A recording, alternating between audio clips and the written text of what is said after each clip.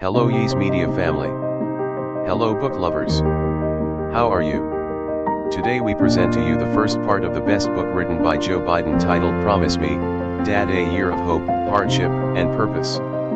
Subscribe to the media, like and share the video, and if you have any comments on the story, leave them in the comment section.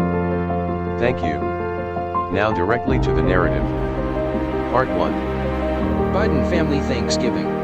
The days were getting shorter, so the light in the sky had started to fall away, when the gate to our temporary home swung open and our motorcade edged beyond the fencing that surrounded the United States Naval Observatory in Washington, D.C. We were riding from our official residence at the observatory to Andrews Air Force Base, where my children and grandchildren were already gathering. Jill and I were anxious to be with them for our annual Thanksgiving trip. Family had been an essential escape in the 5.5 years I had been vice president. Being with them was like flying in the eye of a storm, a reminder of the natural ease and rhythms of our previous life, and of the calm to come when my time in office was done. The job had been an incredible adventure, but there were so many things Jill and I missed from life before the vice presidency. We missed our home in Wilmington. We missed the chance to be alone in a car on a long drive where we could talk with abandon. We missed having command over our own schedule and our own movements. Vacations, holidays, and celebrations with family had become the respites that restored some sense of equilibrium, and the rest of our family seemed to need these breaks as much as Jill and I did. We had all been together just a few months earlier for our annual summer trip to one of the national parks. But 5 days of hiking, whitewater rafting, and long, loud dinners in the Tetons had apparently not been enough for the grown-ups. Jill and I were in our cabin packing for departure the last day when there was a knock on the door. It was our son Hunter. He knew Jill and I were going alone to the beach for a 4-day retreat. But he wondered if maybe, because he and his wife had some free time, they might tag along. We said, of course. Within a few minutes our other son, Bo, knocked. His in-laws had agreed to watch the children. Maybe we wouldn't mind it if he and his wife joined us at the beach on Long Island. We said, of course. I suspect there are parents who might feel put upon when asked to give up their alone time. I regarded these requests as the fruits of a life well lived. Our grown children actually wanted to be with us. So we had another wonderful 4 days at the beach together in August, but by November there was also a perceptible urgency to this need for togetherness that was a bit disquieting. And I was very mindful of it when Jill and I set out for our yearly escape to Nantucket for another Biden family Thanksgiving. We passed through the gates of the observatory, and I felt our government required armored limousine make its customary gentle pivot onto Massachusetts Avenue, where local traffic had been halted to clear the path for our journey. I glanced at the squat, standing digital clock at the top of the driveway, as I had maybe 1,000 times since we had moved into the official residence. Red numbers glowed, ticking away in metronomic perfection. 5 hours 11 minutes and 42 seconds, 5 hours 11 minutes and 43 seconds, 5 hours 11 minutes and 44 seconds, 5 hours 11 minutes and 45 seconds. This was the nation's precise time, which was generated less than 100 yards away by the U.S. Naval Observatory master clock. Precise time synchronized to the millisecond had been deemed an operational imperative by the Department of Defense, which had troops and bases in locations around the globe. 5 hours 11 minutes and 50 seconds, 5 hours 11 minutes and 51 seconds, 5 hours 11 minutes and 52 seconds. Our limousine was already accelerating out of the turn, with an abrupt force that pushed me back into the soft leather seats. The clock was behind us in a flash, out of sight, but still marking the time as it melted away 5:11:58. 5 hours 11 minutes and 59 seconds, 5 hours and 12 minutes. The motorcade arced toward the southeast, down one side of the circle around the observatory, and we could see the lights of the official residence as they flashed through leafless trees. I was happy to say goodbye to the house for a few days. Our departure meant that many of the naval enlisted aides who looked after us were free to spend the entire holiday with their own families. The procession gained speed once we hit the parkway and our motorcycle escorts nudged aside other travelers. The motorcade traced the southern edge of Washington, within sight of the monuments and public buildings, Arlington National Cemetery, the Lincoln Memorial, the Washington Monument with the White House in the distance beyond it, the Jefferson Memorial, the United States Capitol. I had served in elective office in this city continuously since 1973, 36 years as a senator and 6 as vice president, but I had not grown indifferent to the beauty and import of these towering landmarks, which were now haloed in a glow of soft light. I still viewed those sturdy marble structures as representatives of our ideals, our hopes, and our dreams.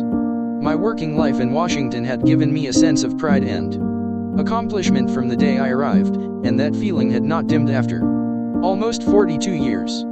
The truth was, on November 25, 2014, I was as excited and energized by my work as I had been at any time in my career, though my current office was, it must be admitted, a truly odd job. There is a strange and singular elasticity to the responsibilities of a vice president. As a strictly constitutional matter, the holder of the office has very little power. He or she is charged with breaking a tie vote in the Senate, which I had not been called to do in nearly 6 years, and waiting around to take over if the president is somehow disabled. A previous occupant was famously quoted as saying that the office is not worth a bucket of warm spit. That's the expurgated version. He did not say spit. The actual power of the office is reflective. It depends almost entirely on the trust and confidence of the president. Barack Obama had handed me big things to run from the beginning of our first term, and once he assigned me to oversee the Recovery Act of 2009, or budget negotiations with Senator Mitch McConnell, or diplomatic relations with Iraq. He did not look over my shoulder. I believe I did my job well enough to earn and keep his trust. He sought my advice as much as ever at the end of 2014, and seemed to value it, which meant there were days when I felt that I had it in my power to help bend the course of history ever so slightly for the better. And somewhere in the motorcade that evening, as we sped through the streets of Washington, was a car carrying the vice presidential military aide, who was in possession of the nuclear football, which had to be within my reach at all times. I was one of only a handful of people who had control of the codes that could launch a nuclear strike on almost any target on the planet. So a reminder of the grave responsibilities of the office and the trust reposed in me was there, at all times, 24 hours a day, 7 days a week.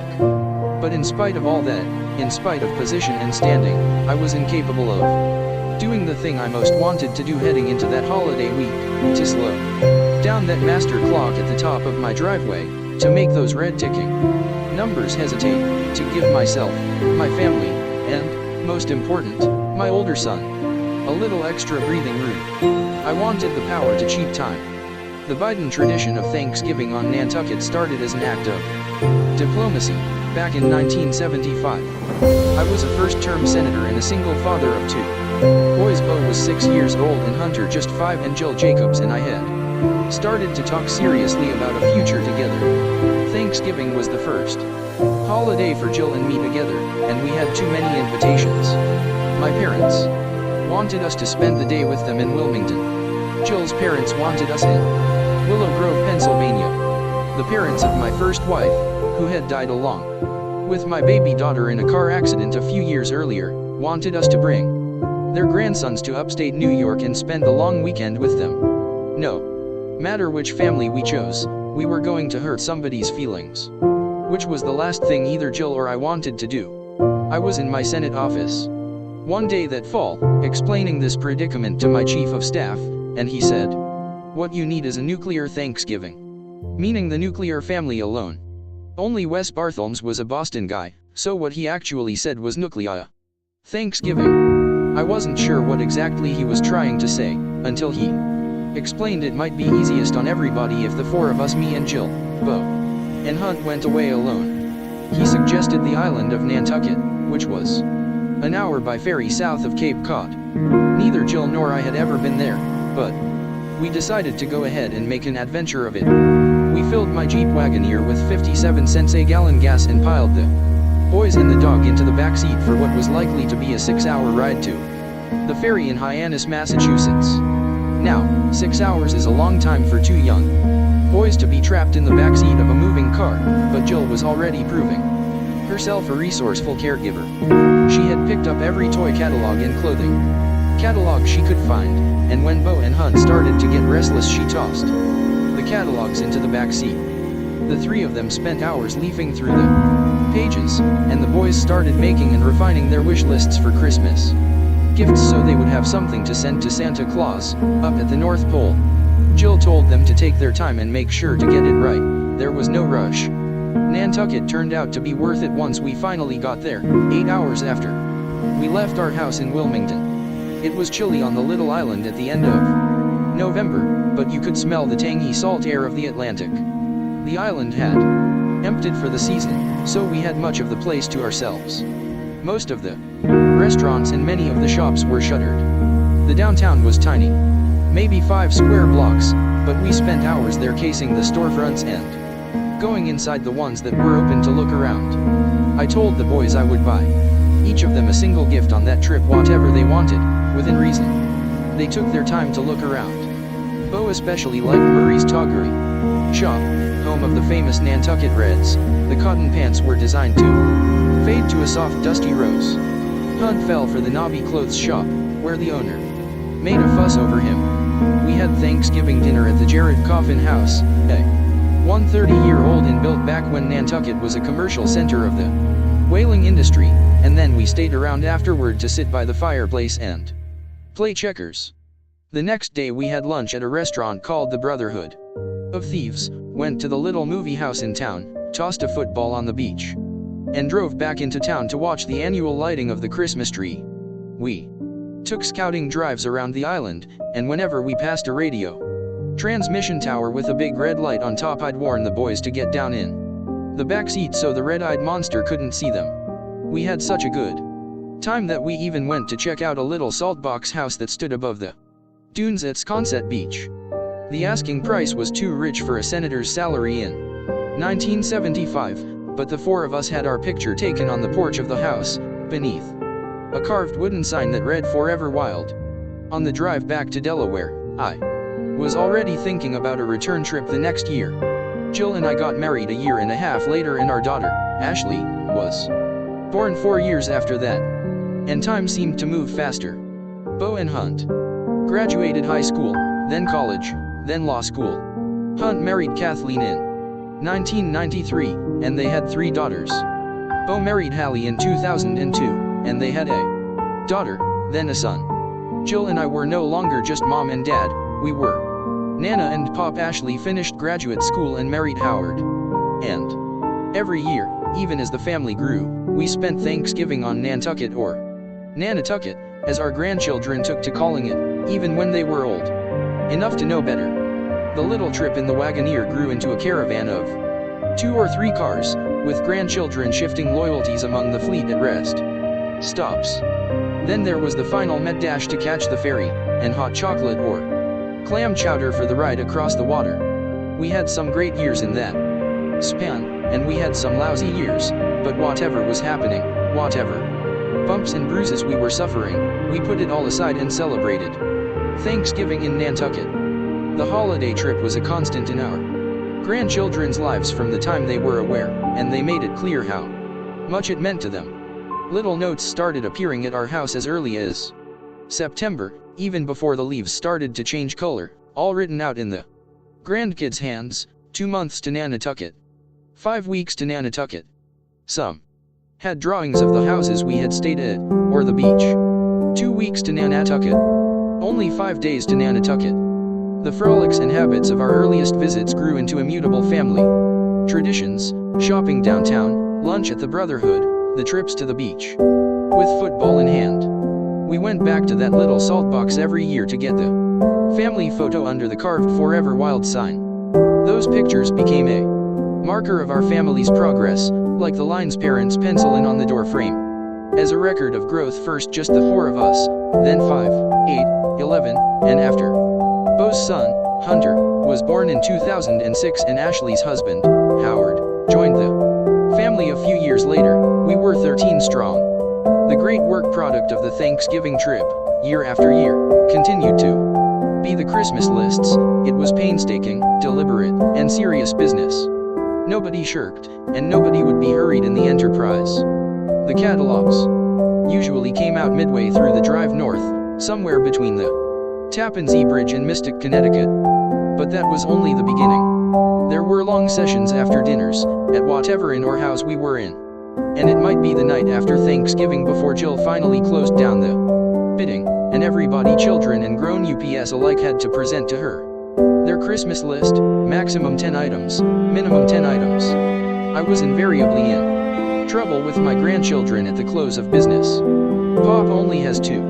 Again, there was one little hitch in the great Christmas list endeavor, and that was my becoming vice president in 2009. The entire clan flew together to Nantucket that year on Air Force Two, which struck me as a pretty welcome change after all those hours piloting a car up Interstate 95 during one of the busiest travel weeks of the year, and one that I thought would delight the grandkids especially. But it's not much more than an hour in the air from Andrews Air Force Base to Nantucket Memorial Airport, which turns out to be an interval of time wholly insufficient for catalog browsing.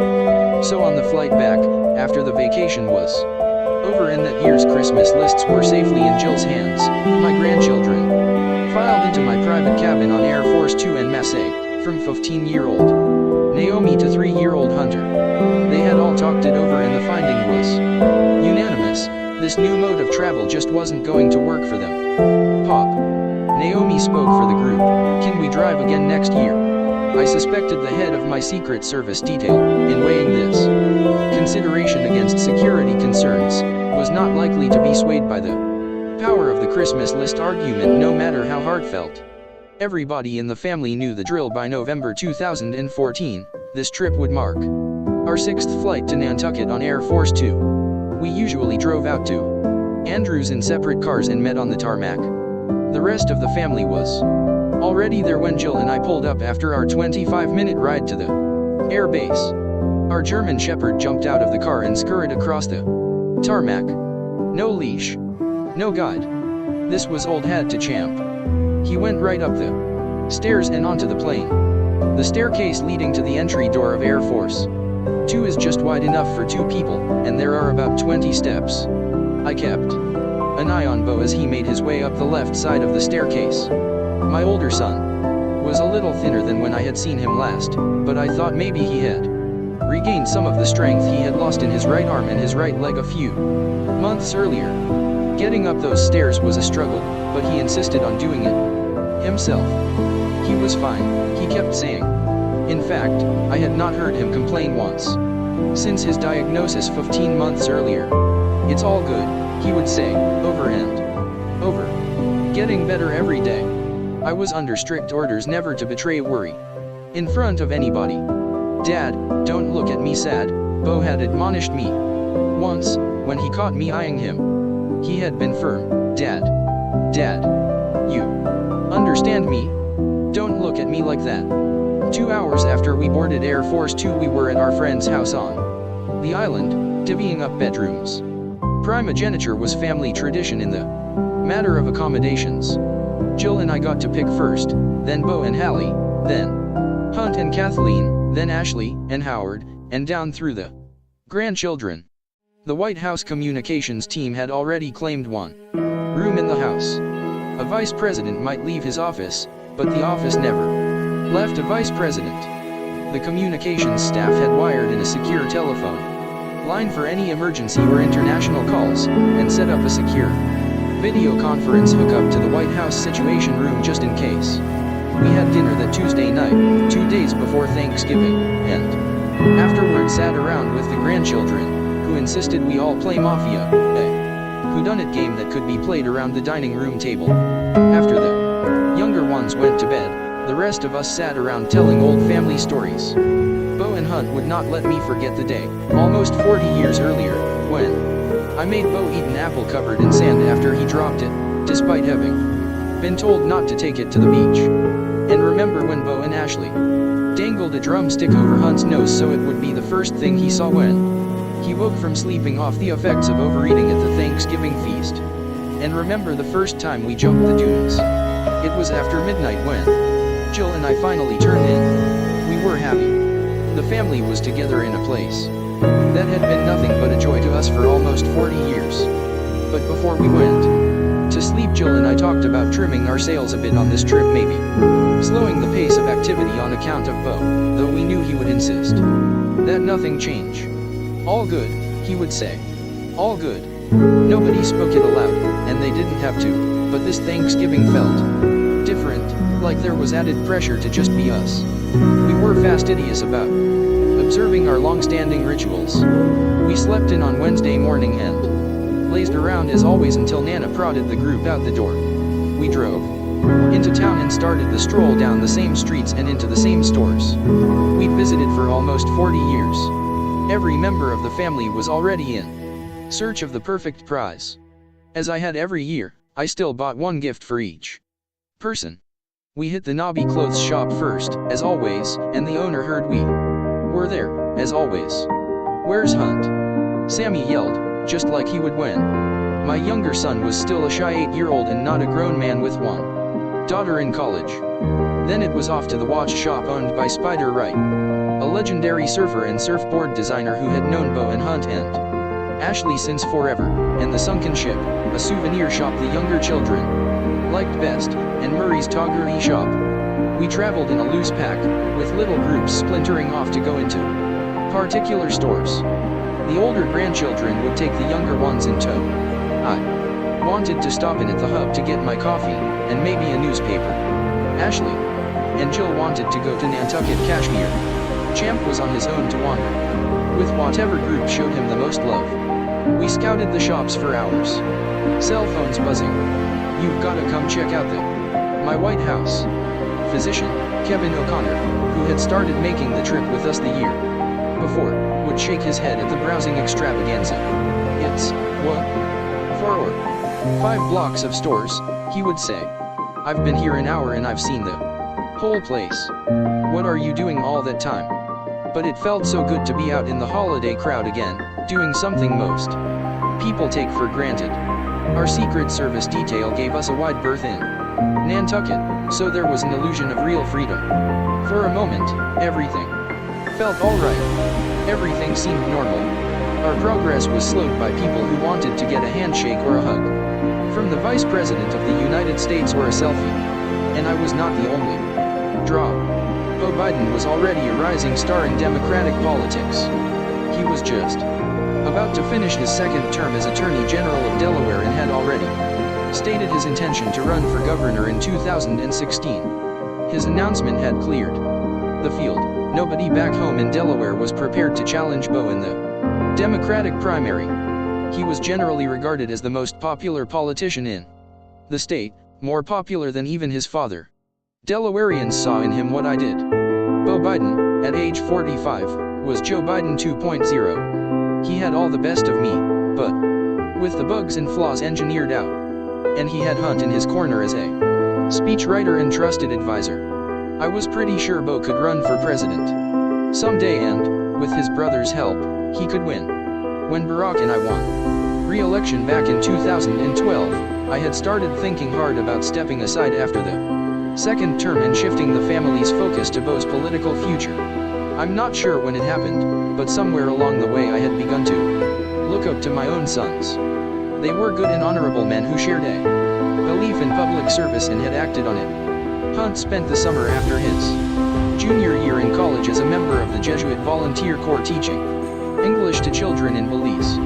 His first year after college, JVC work took him to Portland, Oregon, where he was in charge of an emergency services center in a disadvantaged neighborhood. His first big job after he graduated Yale Law School was as an executive trainee at a big bank in Wilmington, where he was on a fast track.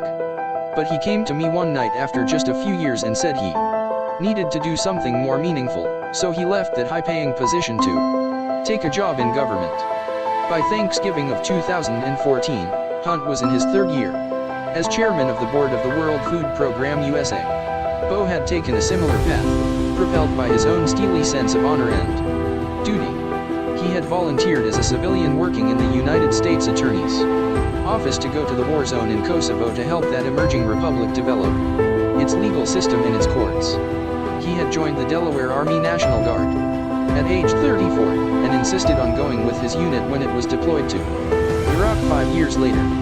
But he had to make a firm commitment to the Pentagon that he would take a leave of absence as Attorney General of the state in order to devote his full energies to his responsibilities in Iraq. He readily did that. I can't say I was happy about how he went out of his way to put himself in harm's way again, but I was not surprised.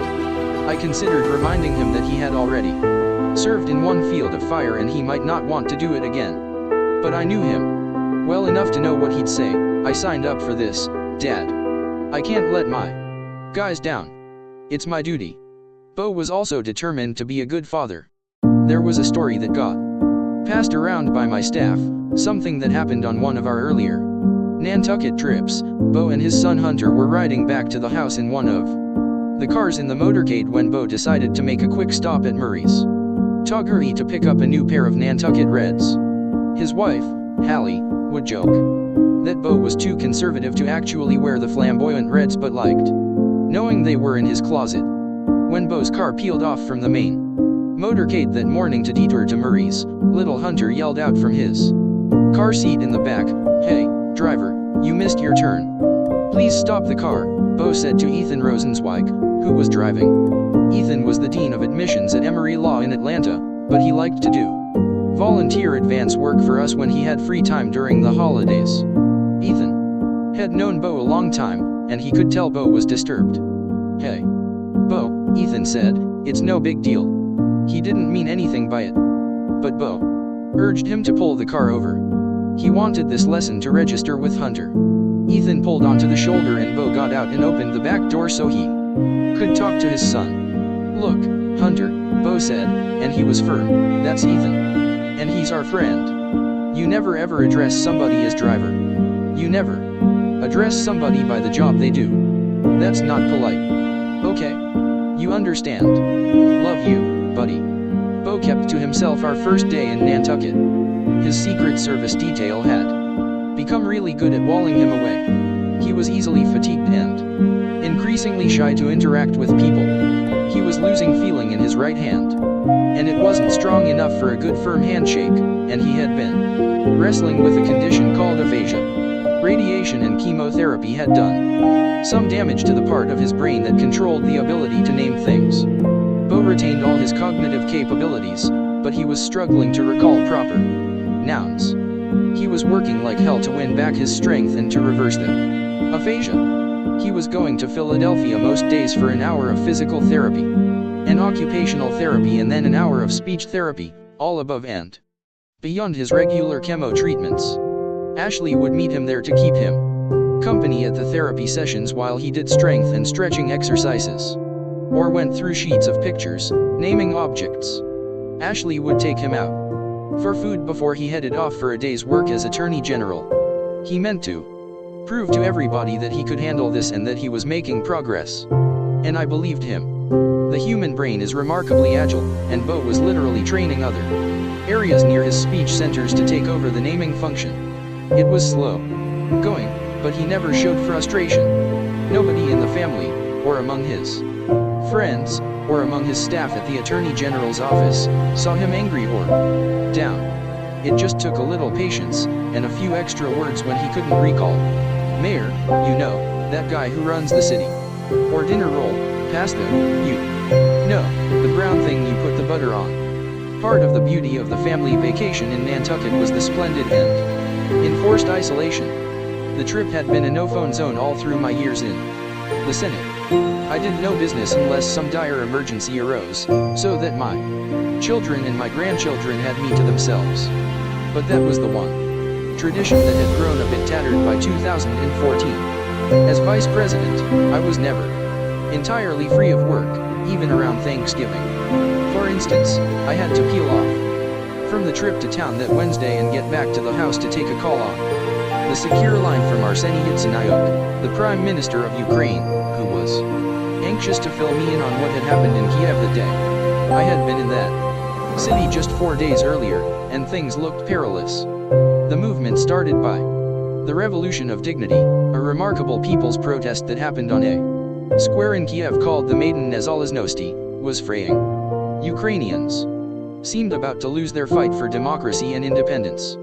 Russian President Vladimir Putin had used the instability of the unfolding revolution as an opportunity to seize by military force a part of Ukraine called Crimea, and he kept the pressure on.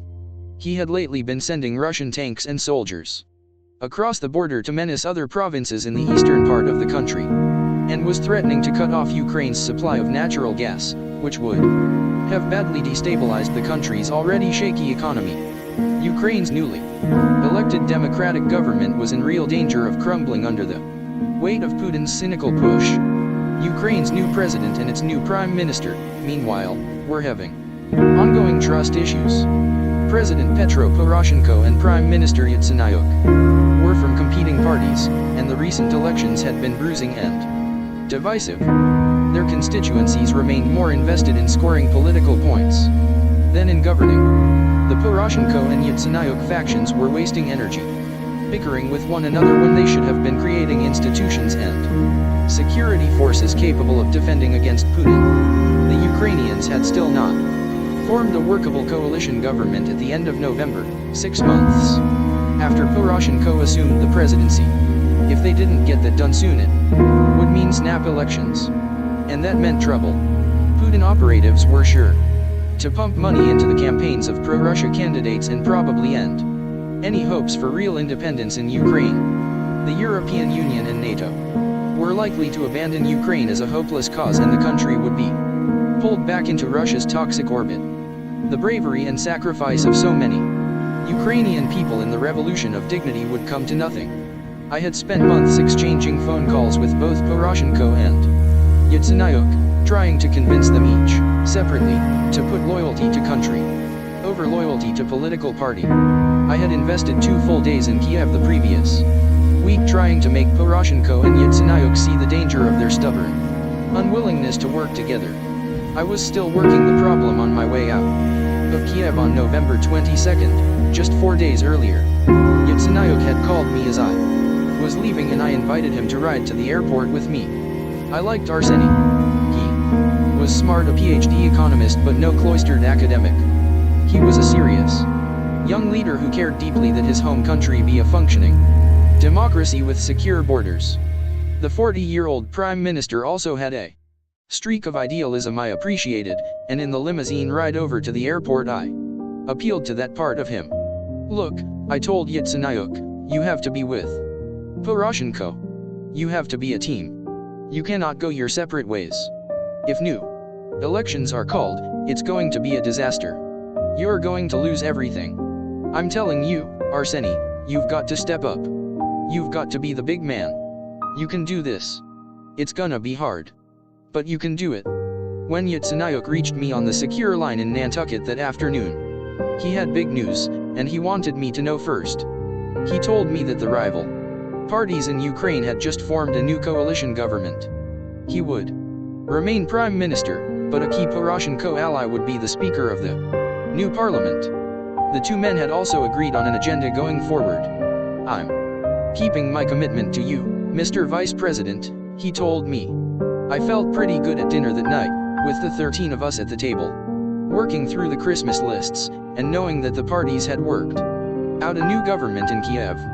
We got up Thanksgiving morning and did our annual turkey trot, a 10-mile run, for anybody who felt up to it, to the other side of the island. I rode the route on a bike with some of the grandchildren. We spent part of the day tossing a football around the beach. I showed young Hunter the bluffs where his father and his uncle used to jump off and catch passes when they were about his age. Bo and Hallie and their kids made sure to get some nice pictures of the 4 of them together on the beach. And we went over to the little Saltbox house for our annual photo, but the lot was ringed with yellow police tape. The house was gone, a victim of rising ocean tides that had been washing away 3 or 4 feet of the Sconset Bluff every year for the past 20. Bad storm years might take out 10 times that in certain places. Forever Wild had finally run out of safe ground, and run out of time. It had been swept out into the Atlantic. The only thing left behind was a piece of the foundation. We went back to town the day after Thanksgiving, making sure to be at the right spot around dusk, to watch the annual lighting of the Nantucket Christmas tree. Bo had proposed to Hallie at the tree lighting in 2001 and they were married at St. Mary's Church, in the heart of downtown Nantucket, the next year. Hallie always suspected it was Bo's way of locking them into Biden family Thanksgivings for all time. And it worked. They were celebrating their 12th anniversary at the end of the week, and Hallie had never missed a Thanksgiving. Even the year Bo was stationed in Iraq, she insisted we all keep the tradition and go to Nantucket. While we did our family stroll, I found myself mulling an issue that was beginning to weigh on me. I was getting a lot of questions, from a lot of different quarters, about running for president in 2016. Even President Obama had surprised me by asking directly about my plans at one of our regular lunches a few weeks earlier. He wanted to know if I had thought about all the things I could do if I didn't run. I could still have an effect, he assured me. I could set up a foundation or a center for foreign policy. I could even do a few things I had never done before, like make some money. But have you made up your mind about running? The president asked me, point blank, across the table in a little private space just off the Oval Office. No, I haven't, was all I could say. At some point on the streets of Nantucket that day, I brought up the question of 2016 with my two sons.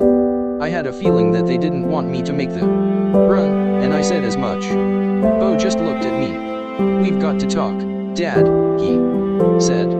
So when we got back to the house that evening, the three of us sat down in the kitchen and we talked.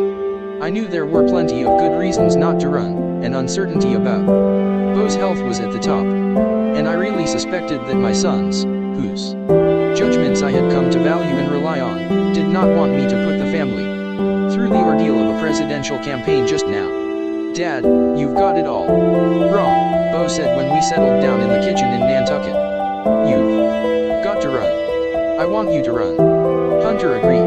We want you to run. The three of us talked for an hour. They wanted to know what I was doing to get ready, and when was the right time to announce. There was a strong argument being made by some of my political experts that if I was going to run at all, I should announce right away, at the beginning of 2015. But I think the three of us all wanted a little more time to see what happened with Bo. When I decided was not crucial, my sons told me, they just wanted me to know that they were for it. Hunt kept telling me that of all the potential candidates I was the best prepared and best able to lead the country. But it was the conviction and intensity in Bo's voice that caught me off guard. At one point he said it was my obligation to run, my duty. Duty was a word Bo Biden did not use lightly. When we boarded Air Force Two for the trip home that Sunday, everybody seemed happy. The 5 days had been a success in all ways. Jill had the completed Christmas lists stowed away for safekeeping. It had been a great trip. The two of us, Jill and I, arrived back at the Naval Observatory that afternoon and went up the sweeping central staircase to the second floor to settle into the casual living quarters we used when it was just the two of us. It was a small space, and somewhat cluttered, but it was our little piece of home inside a residence designed largely for public use. We had furnished the sitting room with leather couches that matched the ones in our library in Wilmington, and lined the shelves with our favorite books and family photos. There was a little table off in one corner that served as our dinner table à deux, where we ate by candlelight even in the long light of summer. I sat down on our couch, in the one place in the house that felt as though it truly belonged to us, to relax and reflect. But there was an image I could not get out of my head. I kept seeing the little, forever wild, house, undermined by the powerful indifference of nature and the inevitability of time, no longer able to hold its ground. I could almost hear the sharp crack as its moorings failed, could envision the tide washing in and out, pulling at it relentlessly and remorselessly, until it was adrift on the water, then swallowed up by the sea. No Thanksgiving would ever be quite the same. I pulled out my diary and started to write. I did have one big item for my own Christmas list that year, but I was keeping it to myself. NAVOBS, November 30th, 2014, 7:30 p.m. Just home from Nantucket. I pray we have another year together in 2015. Bo. Have a purpose. When Bo first saw the scans that showed a lesion on his brain, in the summer of 2013, part of his reaction was relief. He finally had an explanation for what had been happening to him. Bo had awakened one morning 3 years earlier, unable to speak and paralyzed on the right side of his body. He was rushed to the hospital, where the initial scan showed a clot in his brain. But the classic stroke symptoms lifted just a few hours after he got to the emergency room, while the doctors were still deciding how best to treat him. "Dad, look," he called to me from a gurney in an examining room, and moved his right arm and leg up and down. It seemed to me like a miracle. My White House physician, Kevin O'Connor, thought Bo had probably suffered something called TOTS paralysis, which is a common after effect of brain seizures. Nobody had a definite explanation, but any sign of a clot had disappeared and Bo had no lasting deficits. Bo was fine for a few years after that, but then he started to get strange feelings and dizziness on some of his longer runs. He thought it might be dehydration, until it got worse. His balance wasn't always steady and he had auditory hallucinations. On some runs the sound of a jet engine bearing down on him was so real and so present.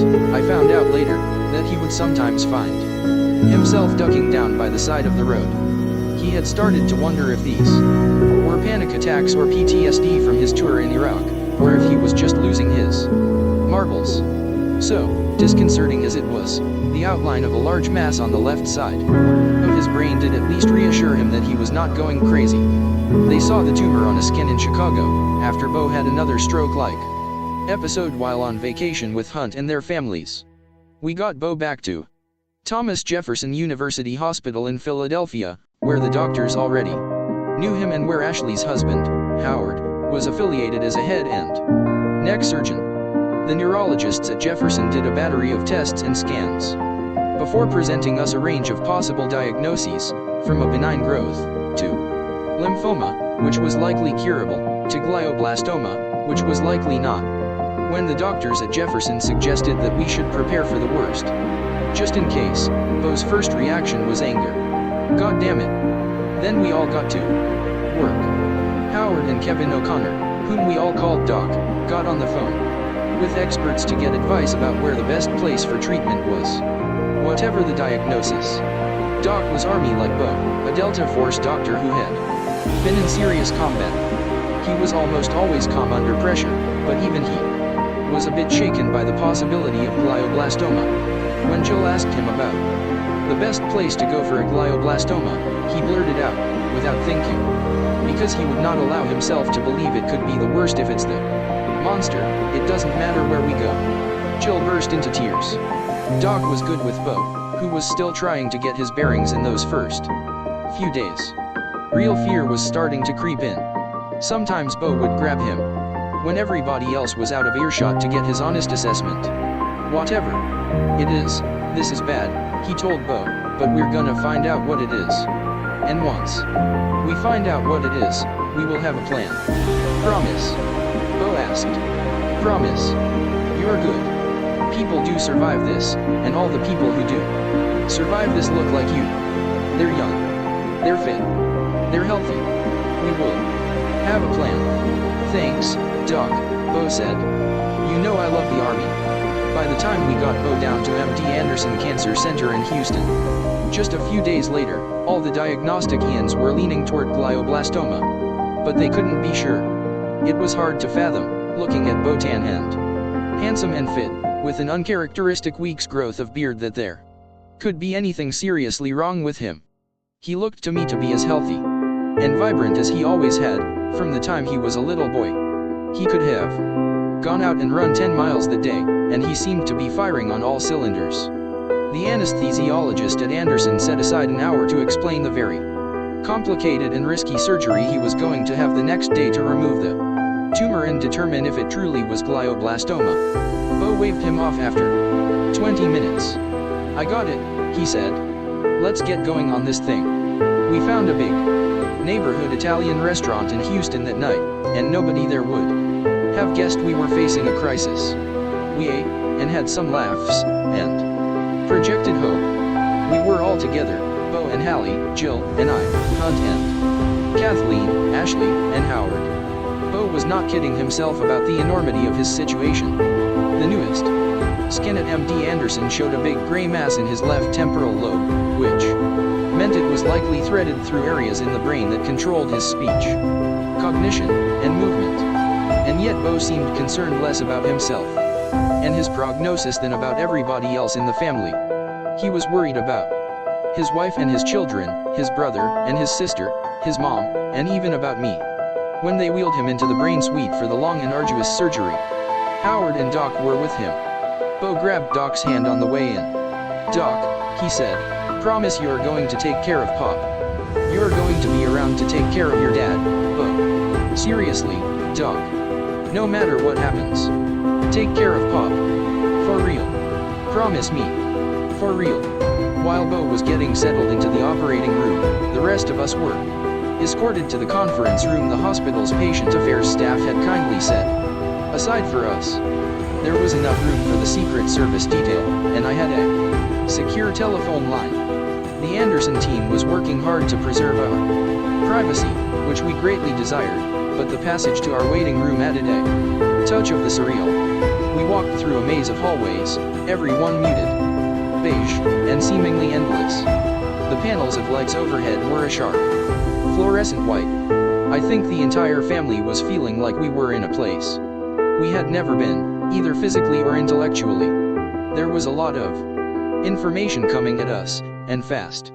I kept thinking there was so much I had to learn about this disease. Would I have the time to learn all I had to know? I could feel control slipping away as we followed our guides down the long hallways. There were no windows, no way to sight a horizon, no way to orient to any foreseeable future. Nobody said a word. We finally got to the conference room and sat down for the long wait ahead of us.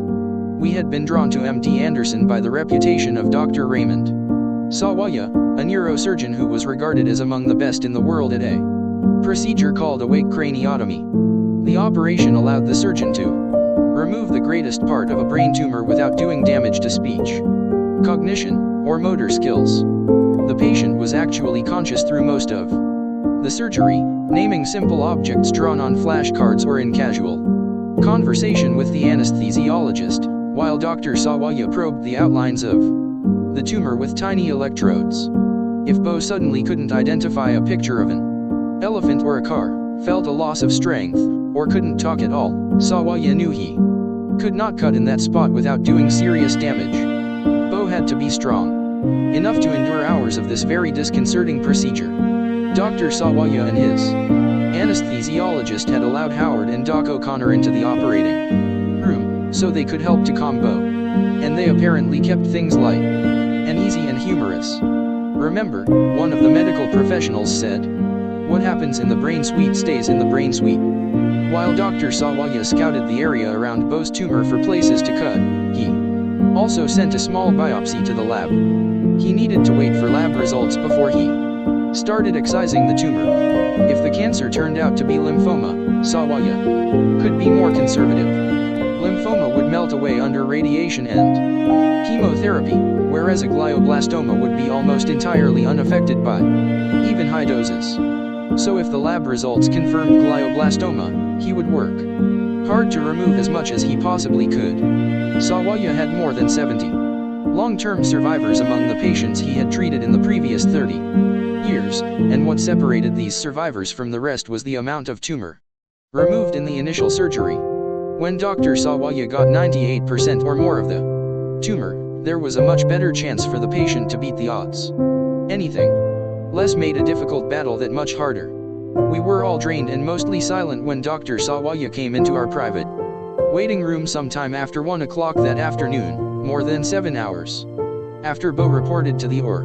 The surgeon was a tall and elegant man, with a slight soft accent from his early life in Syria and Lebanon. His presence and his demeanor were always confident and comforting, and he was obviously pleased with how the surgery had gone. Dr. Sawaya had removed a tumor slightly larger than a golf ball, he explained, and Bo had come through it without a single complication, except for the scar on the left side of his head. He would be as he was before. His speech, his cognition, and his motor skills were unharmed. But the news was not all good. The tumor was slightly diffuse, and Sawaya had not been able to get all of it. He had detected some microscopic cancer cells right against the wall of an artery, and he knew if he tried to cut them out, Bo would have been left with serious and irreversible damage. Then the news got worse. Much worse. The lab results, Dr. Sawaya explained, confirmed the medical team's expectations. Bo's tumor was definitely a glioblastoma. Stage 4. I was at the back of the room, toward the corner, when Sawaya delivered the news. And I was glad no one in the family was looking at me. I put my head down and stared at the floor. I felt like I had been knocked down. I reached for my rosary and asked God to give me the strength to handle this. Bo was awake and alert later that afternoon, and eating solid food that night. The next morning he was out of bed, walking around, and already anxious to get home. But there was a lot to absorb and a lot of decisions still to make. We were now in the hands of MD Anderson's preeminent neuro-oncologist, Drive WK. Alfred Young, who would be overseeing Bo's treatment. Dr. Young had grown up in Hong Kong but had come to study medicine in the US. He had lost his mother and 2 siblings to cancer, and he was himself a cancer survivor, which meant he was a true and committed warrior against this disease and somebody who understood what it was like to be in our shoes. Dr. Young had all the new pathology reports in hand. Genetic tests on the mass showed that Bo had the worst of the worst. He lacked a key mutation that slowed the growth of the tumor but had 2 separate mutations that accelerated it. Young was gentle, but he was honest and straightforward with Bo. We're going to be laying out an aggressive treatment plan, and I think you can handle it, he said. You're young and you're healthy. We know those are good prognostic factors. But you're going to be in for a tough fight, Bo. You have a long battle in front of you. Bo did not ask Dr. Young for a judgment as to how much time he might have. Nobody in the family asked, either. We had all looked up the standard prognosis for glioblastoma by then. The tumor usually recurred within 6 or 7 months of surgery, and the median lifespan after the initial diagnosis was 12 to 14 months. Maybe 2 in 100 get to long-term tumor-free remission. But that means some people do beat it, we told ourselves. So why not Bo? We also knew there were extraordinary advances being made in treating glioblastomas, and we knew that Dr. Young and the team at MD Anderson were on the cutting edge of experimental treatments. I was sure I would have access to the other best minds in the field. Experience had taught me that a vice president was likely to be able to convince almost any doctor or medical researcher in the country to take his call. And I was not going to be shy about asking for help and advice. Bo also had a stalwart support system. Hallie was a rock. She would keep their life on track, make sure their children were well and safe. I knew she would have her hand on Bo's back and put high hopes in his ear. Jill would keep a mother's vigilant eye trained on Bo. If something made him uncomfortable or caused him pain, she would know before he said a word and do whatever she had to do to make it better. Ashley would be there at his side during his treatments in Philadelphia, and offered the unconditional love and adoration of a little sister. Hunt was Bo's secret weapon. His mission, his whole life had been to protect his brother, and that's what he'd do. Whatever it took. And Bo knew Hunt would be there whenever he needed him. That didn't even need to be said. They'd always been there for each other, from the time they were little boys, and nothing had changed. It just was more intense now. You know I'd trade places with you if I could, Bo, Hunt had told his brother the day of the surgery. And we all knew he meant that, literally. Hunt would be the last person in the room to help Bo make the hard decisions about which promising but unproven new treatment might be worth the risk. And he would be the one person in whom Bo could confide anything. While Bo was telling me and everybody else in the world he was fine, all good. I'm all good, he could tell Hunt the absolute truth about his very real fears. More important than that, we were all following Bo's lead, taking our cues from him. And Bo was determined to make the fight odds be damned. Don't let anybody tell me what the percentages are, he told Hunt and me. Okay. I'm going to beat this, god damn it. We're going to beat this. I don't want to hear anything about percentages. As we were preparing to leave the hospital, just 2 days after the surgery, Dr. Sawaya swung by Bo's room to wish him luck. Bo gave him a hug, and Dr. Sawaya returned the embrace. The two men had clearly been through something. Like battle. When Dr. Young checked in on us a little later, I pulled him aside and asked him a question all fathers must: what should my son do now? How should he live? He said Bo should be positive and hopeful. He should go home and do whatever he was going to do before the diagnosis. I told him Bo had been planning to run for governor of Delaware. Then tell him to go home and run for governor, he said. He should live like he's going to live. I wanted the entire family to hear that, so I gathered everybody in the little hallway outside Bo's room, and Dr. Young explained again that while this would be a difficult fight, there was hope. I think he was looking at Bo when he said it, but the message was intended for all of us. We should not let this disease take over our entire existence. He told Bo to go home and live like he had a future, run for governor, have a purpose. Almost every day after that, I found myself acting on that advice: have a purpose. No matter what came at me, I held fast to my own sense of purpose. I held on for dear life. If I lost hold of that and let Bo's battle consume me, I feared my whole world would collapse. I did not want to let down the country, the Obama administration, my family, myself, or most important, my Bo. Solace. The White House thought it best that I represent the president at the memorial service in New York for one of the 2 police officers murdered the Saturday before Christmas 2014. The president was with Michelle and his daughters on their annual holiday trip to Hawaii, where he had grown up, and the staff deemed it unwise for him to take an 11-hour flight straight into a major controversy. I agreed to do the event. I knew I should do it, even though performing these eulogies had always stirred painful memories of my own losses and had taken on a sense of foreboding as well since Bo's diagnosis. So I spent the last few days before Christmas preparing remarks. I knew I had to strike the perfect balance to help start the healing in New York City. The killings of uniformed New York City policemen Rafael Ramos and Wenjian Liu was another in a series of sudden, violent tears in the tattered relationship between cops and the black community. The 2 men were executed by a lone gunman while sitting quietly in their patrol car in Brooklyn, just doing their job. They were, quite simply, assassinated, targeted for their uniform, New York City Police Commissioner Bill Bratton had said in announcing the deaths of the 2 cops. They were ambushed and murdered. News of the senseless act hit in the middle of more than 2 weeks of growing demonstrations against police brutality in the city.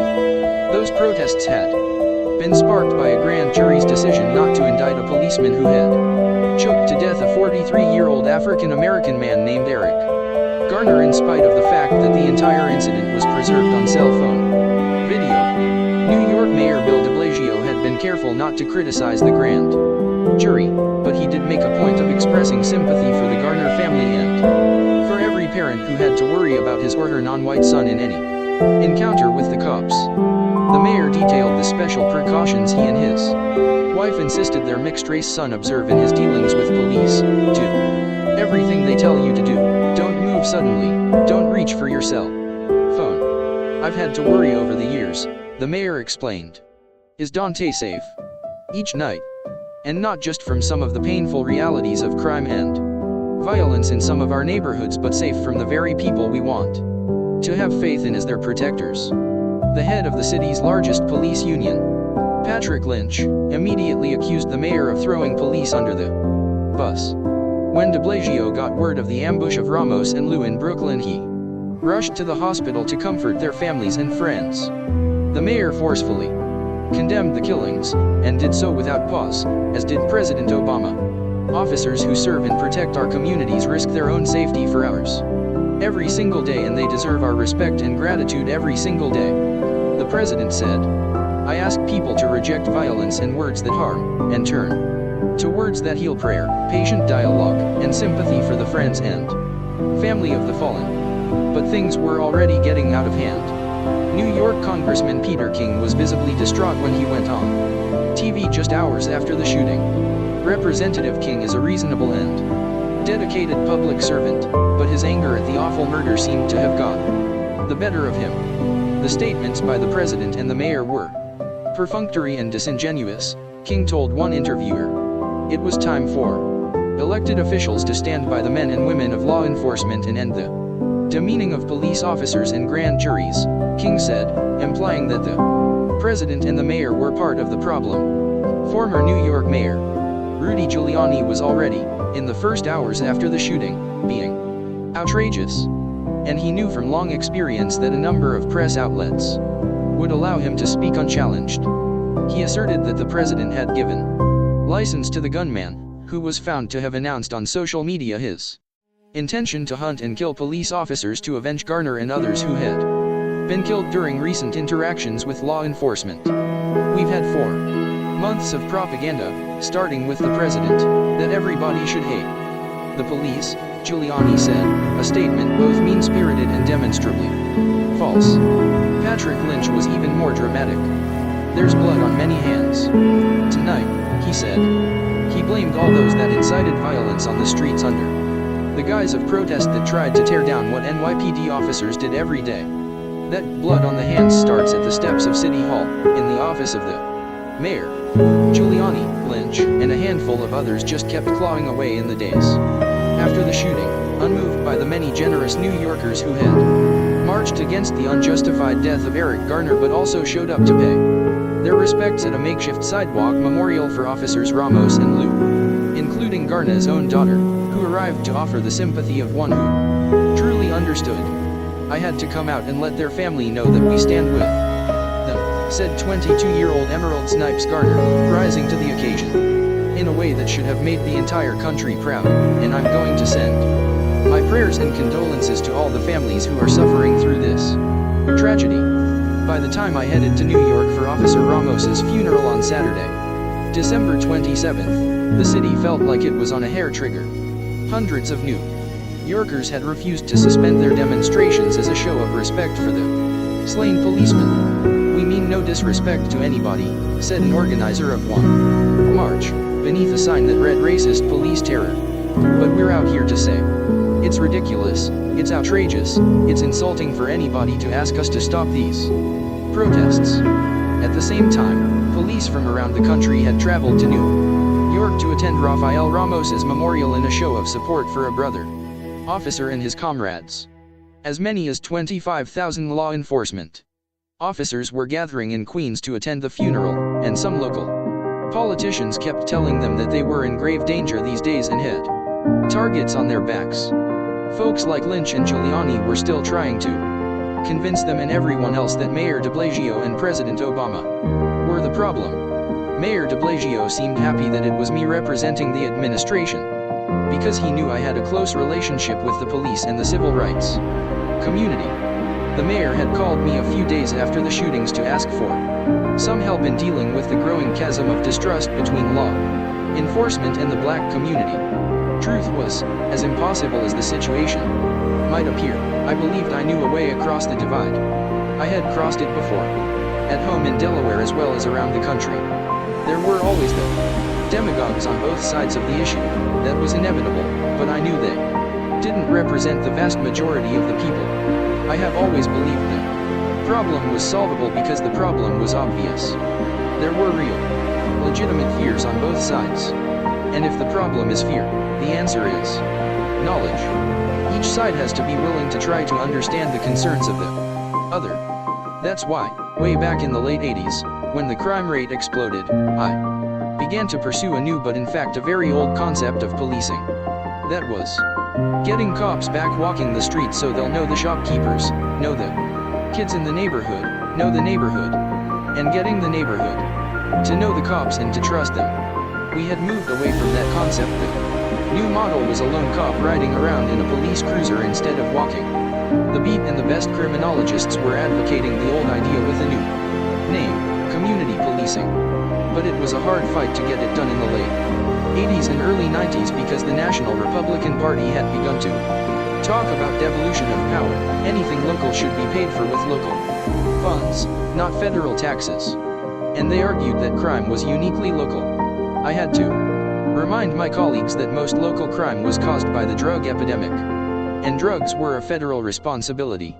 It took some time, but I finally got real funding written into the crime bill I authored in 1994 that provided an additional 100,000 local cops. And it worked. Violent crime dropped precipitously, from almost 2 million incidents in 1994 to 1.4 million in 2000. The murder rate nationwide was cut nearly in half.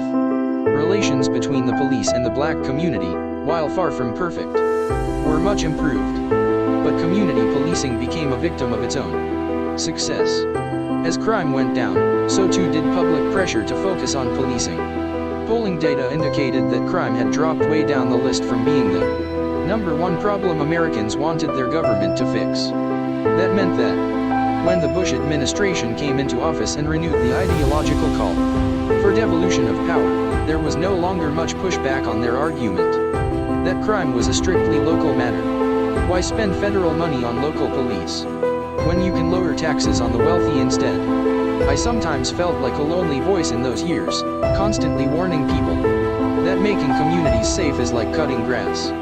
You cut your grass on a beautiful summer weekend and it looks great. You let it go for a week, it gets a little ragged. You let it go for a month, it looks bad. You let it go for the summer, you've got a disaster on your hands. And that's exactly what happened. There were fewer and fewer cops on the beat, with the predictable consequence of increasingly strained relations between the police and the black community. Police weren't getting out of their cars to meet people as much anymore. They were more and more riding around alone, understandably fearful in the toughest neighborhoods, sometimes in surplus military and paramilitary equipment that made them look like invaders instead of protectors. Dramatic footage of high-profile deaths was constantly on television, news, and spread like wildfire through social media, as awful stories of Eric Garner in New York, Michael Brown in Ferguson, 12-year-old Tamir Rice in Cleveland, and officers Ramos and Liu took over the headlines. It grew harder and harder for either side to acknowledge the basic humanity of the other. The local cop in the squad car would look at the 15-year-old boy in a hoodie on a street corner as a criminal in training, instead of as an aspiring writer who might one day be the poet laureate and deserved a chance. The people in the neighborhood saw the policewoman in her car as a threat, instead of as a mom who coached basketball, taught Sunday school class, wanted more than anything in the world to make it home safely to tuck in her 3 children, and deserved the right to do so. I thought it was time to get back to the proven policy of investing in more and better trained men and women on the beat. I told Mayor de Blasio a few days before the Ramos funeral that I would send him the statistics on community policing and sit with him after the first of the year, after the latest firestorm calmed down, if he wanted to talk it through. President Obama had been working hard to find ways to improve relations between the police and all the communities they served, and had developed very specific policy proposals. But there were too many people invested in scoring political points instead of solving the problem, and attacks on the president by people like Lynch and Giuliani made it almost impossible for him to get a fair hearing. I had been around long enough to know that good policy was always necessary but rarely sufficient. I had worked long and hard over the years to build personal relationships and gain the trust of both sides so that I could reason with both the police and the community in the most inflamed of circumstances. I had always tried to understand everybody's perspective. You are the only one who can do this, Joe, our Secretary of Education, Arne Duncan, told me just after the shooting in New York. You are respected by both communities. Arne may have given me more credit than I deserved, but his encouragement served as a reminder of what drew me to public service and why I had stayed in it for so long. I have come to believe that the first duty of a public servant is to help bring people together, especially in crisis, especially across difficult divides, to show respect for everybody at the table, and to help find a safe way forward. After 45 years in office, that basic conviction still gave me purpose. I was making last-minute edits and notations on my prepared remarks as Jill and I flew on Air Force 2 from Washington to New York on that sparkling winter morning. Funerals are for the living, I have always believed, and the job of the eulogist is to acknowledge the enormity of the loss they have just suffered and to Help them appreciate that the legacy and accomplishments of their loved one have not died with them. I also try hard to assure them that they are not alone. I had to do that for the Ramos family first, but also for the larger police family. That would be watching Officer Ramos's memorial service. Police in the city and around the country were angry and grieving. Some were also genuinely hurt that so many people seemed to have turned against them. They needed to be reminded that their service was worthy of our honor and respect. Being a cop is not just what these men and women do, I have always said, it is who they are. I could pick out the sort of classmate who would become a cop when I was still in grade school. They were the person who came to your defense when you got jumped in the neighborhood. When you were being bullied, they stepped in. They wanted to protect other people. I ran my pen along the words on the paper, making little notes about where to pause and what words to emphasize, in my experience, and I'm sure this applies to every man and woman in uniform within the sound of my voice. Every cop joins the force for the same underlying reason. You felt a sense of obligation. You thought you could help. That's the single element, I think, that runs through all of American law enforcement. When events like this occur, the nation is always reminded of your bravery. I was reading through the speech for a final time when we pulled up to Christ Tabernacle Church in Queens at around 9:30 that Saturday morning. The church looked like a converted storefront, and was way too small to accommodate the massive crowd waiting outside. More than 20,000 men and women, almost all of them in uniform, stood quietly in the surrounding streets and parking lots preparing to watch a satellite feed of the services on the big screen hoisted above. I exited the car into a bracing winter day and could feel the tension in the air. The temperature was rising toward 40, but it still felt cold, and the sky was a sharp crystalline blue that looked like it could crack into 1,000 pieces. Our escorts hustled Jill and me inside the sanctuary and steered us down to our seats in the front row, while I tried to adjust my eyes to the dark interior of the evangelical church. The church had been Rafael Ramos's spiritual home and his guide. He was just hours away from graduation from a volunteer chaplain program when he was killed. When I sat down, my knees were almost touching Officer Ramos's casket, which sat on the bier in front of the stage. The other main speakers were already in their seats. The mayor was there, along with police Commissioner Bratton and Governor Andrew Cuomo. I felt a slight pang when I saw the governor. He reminded me of Bo, who was in the final days of his term as Delaware's chief law enforcement officer. From his days as assistant U.S. attorney in Philadelphia to his job as attorney general in Delaware, Bo had worked on crime issues every day and had also worked hard to improve relations between the police and the community so that these deadly tragedies could be avoided. He very much wanted to travel with me, to pay his respects. But his physical disabilities were really beginning to take a toll. I'm going to wait until I get better, Dad, he said. I was called up to the podium to speak first, and as I took the stage the audience sat in reserved silence. I turned first to offer a simple and straightforward expression of condolence from my own family to the Ramos family, and was brought up short by the image of the victim's 2 teenage sons sitting in front of me. They were much too young to have lost a parent. I found myself unable to shift my gaze from the boys. It was almost like I was watching young Bo and Hunt sitting in those chairs, staring up at me, and it reminded me of the devastation they had faced in losing their mother and what it meant to me that they had survived.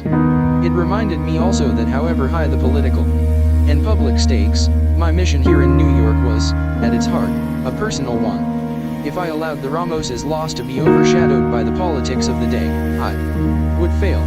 What handsome boys, I said, already off my carefully prepared text. I remember a similar occasion a long time ago. Mom, I assure you, I told Maritza Ramos, those boys will get through all of this. I'm sure I speak for the whole nation when I say to you that our hearts ache for you. I know from personal experience there is little anyone can say or do at this moment to ease the pain, that sense of loss, that sense of loneliness. But I do hope you take some solace in the fact that, as reported by the press, there are over 25,000 members of the same fraternity and sorority as your husband who stand, and will stand, with you, the rest of your life. And they will It's an uncommon fraternity. The writer who helped me on this speech was the son of a retired New York City police detective who had taken the time to understand Raphael's life and what his sons meant to him. Justin and Jaden, I told them, he was so very proud of you, and just know, as hard as it is for you to believe, he will be part of your life, the entirety of your life. Then I found myself turning to the young widow and making a guarantee I had made to countless other survivors over the years. I also know from experience that the time will come, when Raphael's memory will bring a smile to your lips before it brings a tear to your eyes. That's when you know it's going to be okay. I know it's hard to believe it will happen, but I promise you it will happen. And my prayer for you is that it will come sooner rather than later. I was off script by then, but not at all uncertain about what I meant to say. I've spoken to too many funerals for too many peace officers, too many funerals for brave women and men who keep us safe, and watched their families grieve. And unfortunately, it's only when a tragedy like this occurs that all their friends, neighbors, and people who didn't even know them become aware of and reminded of the sacrifices that they make every single, solitary day to make our lives better. Police officers and police families are a different breed. Thank God for them. Thank God for them. Your husband, Mrs. Ramos, and his partner, they were a part of New York's finest. And that's not an idle phrase. This is probably the finest police department in the world. The finest police department in the world. They earned that phrase. When you patrol the streets of New York, you circle the earth. The THRES dairy. Walk UPS, the apartment towers, the aromas of a million kitchens. Continuing 1,000 traditions. Streets full of silence and streets bursting with 100 languages whispering, shouting, laughing, crying. In every neighborhood of this most alive of all cities, this chaotic miracle that stands as a beacon for the world. The assassin's bullet targeted not just 2 officers, not just a uniform. It targeted this city. A city where the son of Chinese immigrants shares the patrol with a Hispanic minister in training. And I reminded everybody listening that this greatest and most diverse of American cities had helped to nurture a young college student named Barack Obama. My friend the president learned something here in New York that remained a cornerstone of his career in government service. There is not a Black America and a White America and Latino America and Asian America, he had said in the speech that introduced him to the country 10 years earlier. There's the United States of America. The morning was even brighter when Jill and I were led out of Christ Tabernacle and across the street to await the move of Rafael Ramos's casket onto the thronging avenue and into the hearse. The sun was glinting off the top of the lead car, but it felt as if the day itself had softened. I found myself standing in a group of dignitaries that included Representative King and, at my right shoulder, Rudy Giuliani. Giuliani could not resist taking a backhand shot at the president. At least somebody in the administration gets it, he told me. I held my tongue. The president gets it, was all I said, though it didn't seem to register. The bagpipers played. A group of New York police helicopters flew overhead in formation, and the honor guard walked the flag-draped coffin toward the hearse's open back door. I could see Jaden and Justin across the street from me, their dark suits buttoned against the cold, their brows furrowed, holding their mother's hands. All the rest of us could do was stand in silence, with hands over hearts. When the coffin was finally loaded and the flag presented to the family, the hearse started for the cemetery. After it had made the turn off the avenue, I began hearing voices from within the crowd of cops lining the street. Joe. Hey, Joe. Nobody yelled, Mr. Vice President. It was Joe. Hey, Joe. Like they knew me. Men and women in uniform began coming over to shake my hand, and I felt an occasional tug as the motorcycle cops riding by reached down to touch my hand. The first part of the day was done, but not the hardest part. Jill and I had one more stop to make before we left New York, one I had insisted on, though I knew there would be nothing easy about it. We had a 45-minute drive down to the Gravesend area of Brooklyn, to visit the family of Wenji and Lou, the other murdered police officer. He was just 32 years old. A newlywed who had bought a house big enough for his parents to live with him and his new bride. Liu's funeral had been delayed because so many of his relatives in China were still trying to get proper travel documents to make the trip to New York, and I knew I would be unable to return for that service. I wanted to pay my respects, at the very least, but as our motorcade skirted Jamaica Bay, Brighton Beach, and Coney Island, I was certain there was much more I could offer the Liu family. I have found over the years that, although it brought back my own vivid memories of sad times, my presence almost always brought some solace to people who have suffered sudden and unexpected loss. Not because I am possessed of any special power, but because my story precedes me. I was a newly elected 30-year-old United States Senator, excited to be down in Washington interviewing staff, when I got the call that my wife and 18-month-old daughter had died in a car accident while out shopping the week before Christmas. Bo and Hunt had been in the car, too. They pulled through without permanent damage, but not before spending weeks in the hospital. The pain had seemed unbearable in the beginning, and it took me a long time to heal. But I did survive the punishing ordeal. I made it through, with a lot of support, and reconstructed my life and my family. When I talk to people in mourning, they know I speak from experience. They know I have a sense of the depth of their pain. One thing I have grown especially attuned to over the years is just how many people are quietly and uncomplainingly suffering psychic and emotional pain at any given time. Consider the simple fact that as I sped along a highway at the far edge of America in the last few days of 2014, more than 2.5 million of our fellow citizens had perished in that single year. A fifth of those people had died of cancer, which meant they had likely suffered long, harrowing, and painful deaths as their families looked on feeling helpless. A population twice the size of my hometown of Wilmington had died in some form of accident. Here and healthy one day, gone forever the next. Almost 43,000 adults and teenagers had committed suicide in 2014. Alcohol-related deaths numbered more than 30,000. Drug-related deaths were at nearly 50,000 and climbing every year. The majority of drug deaths were men and women under 40. Gun deaths were close to 34,000 in 2014, and 2/3 of those were suicides or accidents. As in most years, nearly 1% of our fellow citizens had died. The simple statistics tell so little of the real and complicated human story. These were not mere numbers. These were people like Rafael Ramos, whose death had blown a gaping hole in the lives of the family I had just seen, and who would never have the chance to use his new chaplaincy to make hundreds of lives, if not thousands, a little better. Consider that almost everybody who died had left behind at least one or two people who were deeply and profoundly wounded by the loss. Some left a dozen, bereft, others a score. It amazes me how many people there are who endure and live with devastating loss with nowhere near the support I have had, who get up every single day, put one foot in front of the other, and simply carry on. They continue to do their jobs, run their daily errands, and raise their children as single parents and often without complaint. There is an army of these soldiers. By my estimation, at any given moment, 1 in 10 people in our country is suffering some serious degree of torment because of a recent loss, and I'm not just citing statistics again. I see them at the rope lines at any political event I do, standing there, with something behind their eyes that is almost pleading. Please, please, help me. It's always more practical to simply pass them by, to avoid any extraneous personal entanglements, to not get thrown off the schedule. We all spend so much time on the move, racing to keep up with the imperatives of modern life and personal ambition.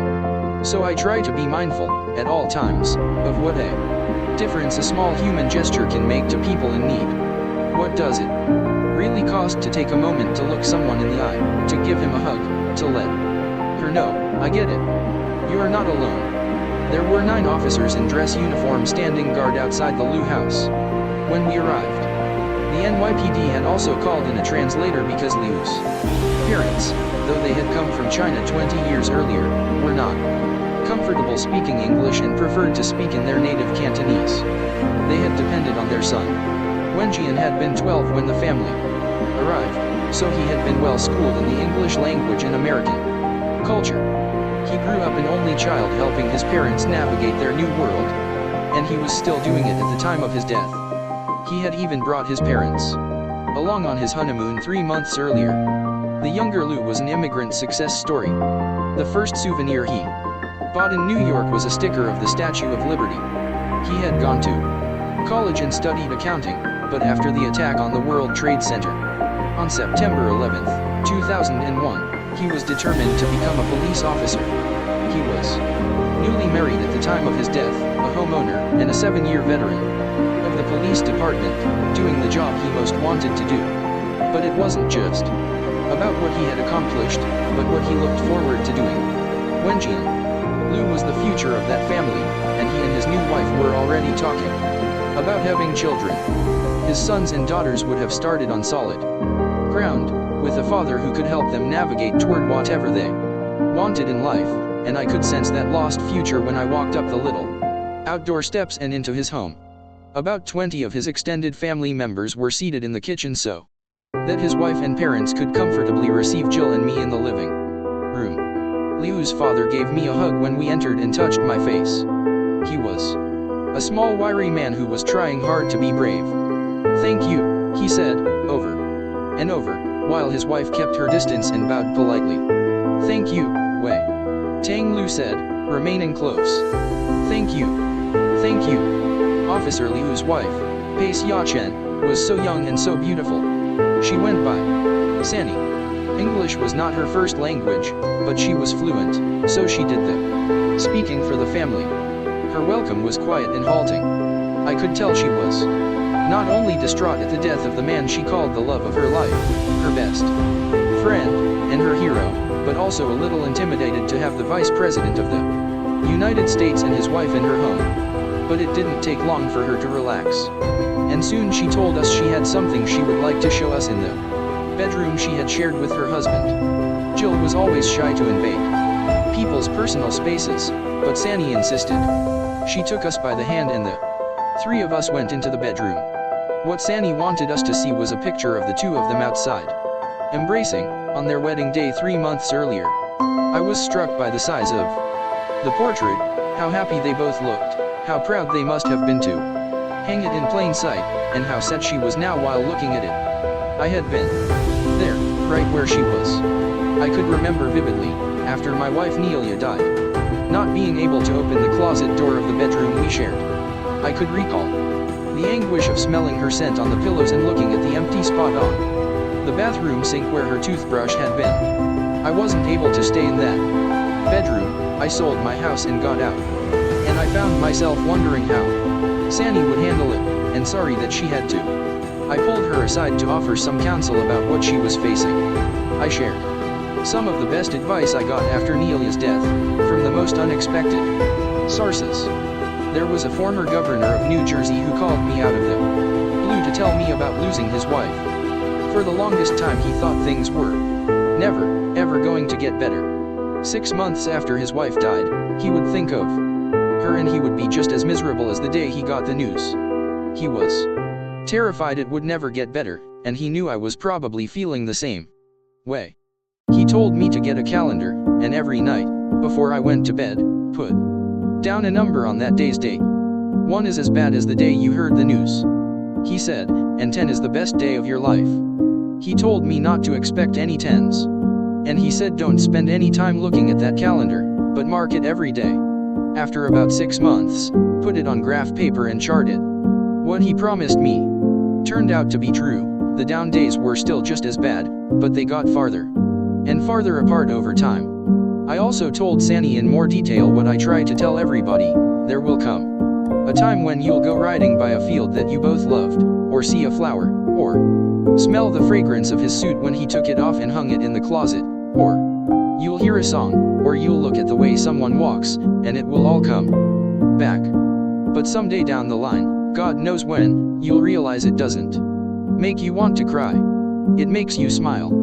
The time will come when the memory will bring a smile to your lips, I would tell everyone in that situation, before it brings a tear to your eyes. That will happen, I assured her. And that is when you know that you've turned a corner. The last thing I did before we left the bedroom was to give her my private phone number. Right now, you know, everyone is going to be there for you, I explained. Everyone will surround you with love and you'll be busy and have things to keep your mind off the worst. And then in 6 weeks, or maybe 12 weeks, everybody else's life is going to start to get back to normal. But your life isn't going to be normal again. As a matter of fact, as you probably understand already, it's going to get harder for you. And after a while you are going to start to feel guilty because you are going to be going to the same people constantly for help, or just to talk. And as their lives get back to normal, you are going to start to worry about leaning on them too much. There might come a time when you think, I'm asking too much. I've got to stop complaining. So when you're down and you feel guilty for burdening your family and friends, I said, pick up the phone and call me. I got the sense she didn't quite believe I was entirely sincere. But I was. I have a long list of strangers who have my private number, and an invitation to call, and many of them do. Just call me when you want to talk, I told her. Sometimes it's easier to pour your heart out to somebody you don't know well, but you know they know. You know they've been through it. Just pick up the phone and call me. We were at the little house in Gravesend for almost an hour, and near the end of the visit I started to notice that Wenji and Liu's father had rarely left my side. Occasionally he would lean into me so that his shoulder touched my arm. Thank you, he kept saying. Thank you. Thank you. I did not pull away, but leaned in so that he could feel me there. When our advance team came to pull us out of the house, Wei Tang Lu insisted on accompanying me back outside, into the cold, wearing nothing but a cotton turtleneck, slacks, and open sandals over his socks. He seemed oblivious to the cold and remained right at my shoulder, as if he were desperately trying to convey something I needed to know. Wei Tang would call the day he lost his only son the saddest in his life. Wenjian had been an exemplar of Confucian filial piety. He would tell other mourners, a respectful, obedient, and caring son. He would tell people how his son always insisted on taking him to the doctor whenever he felt sick, or stopped by the garment factory to help him finish his piecework before driving him home, or called him every day before he finished his shift to assure him that he was safe and coming home. You can stop worrying now, Officer Lu would tell his father. But I didn't know any of that at the time. He didn't have the English to express it to me, and I didn't have the Cantonese to understand him. When Wei Tang gave me a final hug in front of his house, in front of the line of policemen standing guard, he held on to me tightly, for a long time, as if he could not bear to let me go. We stood there for a long while, embracing on the little sidewalk in front of the house where he had lived with his only son, just two fathers. I understood all that he wanted me to know, or thought I did. This is the end of part 1 of Joe Biden's book titled Promise Me, Dad, A Year of Hope, Hardship, and Purpose. Dear members of the Yeez Media family, we sincerely hope that you are happy with the story. Give us credit for your sacrifice of time and follow up. Stay safe until we come with the narration of the book in the next part 2. Be the best you can be. Thank you.